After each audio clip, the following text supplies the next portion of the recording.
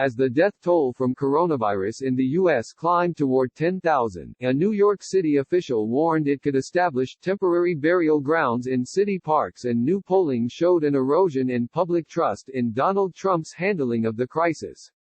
Confirmed cases in the U.S. were approaching 340,000 as of Monday morning, according to researchers at Johns Hopkins University. The death toll stood at 9,650. Many hospitals across the U.S. were at capacity, and new hotspots or potential hotspots were springing up in every region. Maps of confirmed cases showed clusters from Atlanta to Nashville to Indianapolis, wherever there was a population center. Trump on Monday morning tweeted, "USA strong, and light at the end of the tunnel," in all capital letters.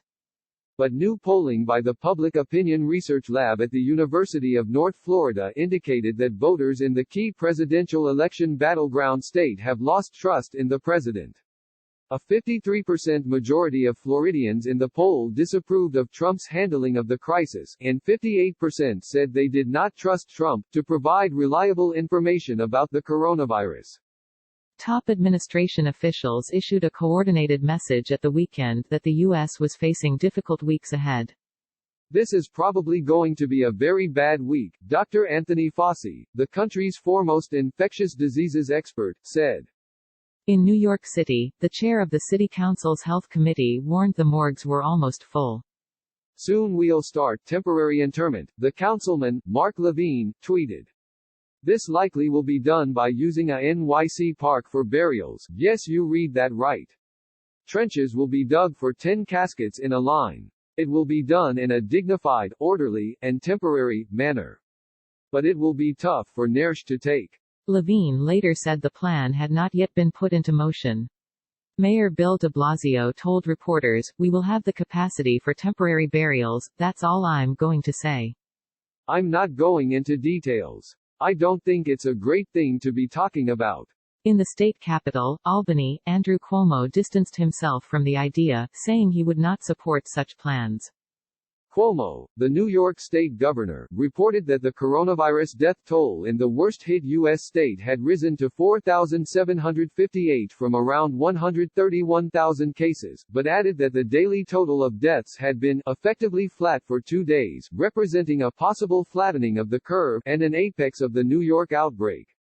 If we are plateauing, it is because social distancing is working, Cuomo said, announcing an extension of the New York pause social distancing guidelines to the 29th of April, which means schools and non-essential businesses must stay closed until that date.